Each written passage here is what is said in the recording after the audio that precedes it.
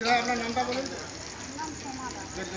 সোমাদা। সোমাদা ঘাটাল আমাদের এই ট্রেলিং ক্যান্টিনে কাজ করে। আপনার বাড়ি? বাড়ি রক্তি। আপনি কখন দেখেছেন সাপ? কোনখানে ছিল?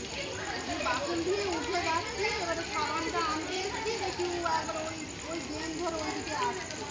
তারপরে আমি দাদাকে বলছি ভালো ভিতরে ঢুকেনি। হ্যাঁ, আর একটু হলেই তো ভিতরে ঢুকে যেত। এই সাপ কামড়ালে বুঝে যায়নি।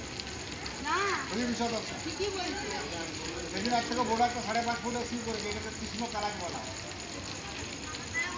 সাপ কামড়ালে মানুষ বাঁচে সঙ্গে সঙ্গে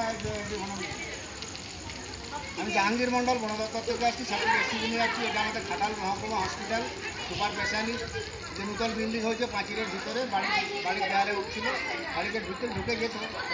যেহেতু ম্যাডাম দেখে বলেন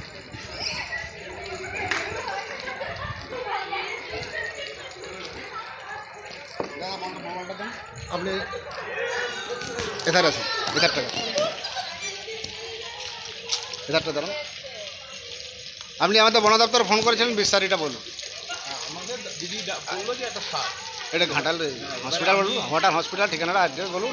নার্সিং ট্রেনিং স্কুল আমাদের এটা Ghatal Ghatal nursing training school, nursing training school স্পেশালিস্টের পাশে নতুন বিল্ডিং। বিল্ডিং।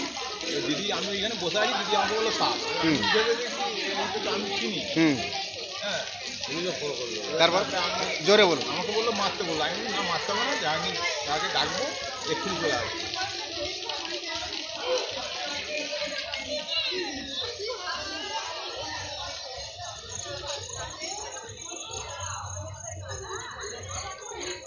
লাইটটা একটু মারুন তো, সাপটার দিকে লাইটটা মারুন।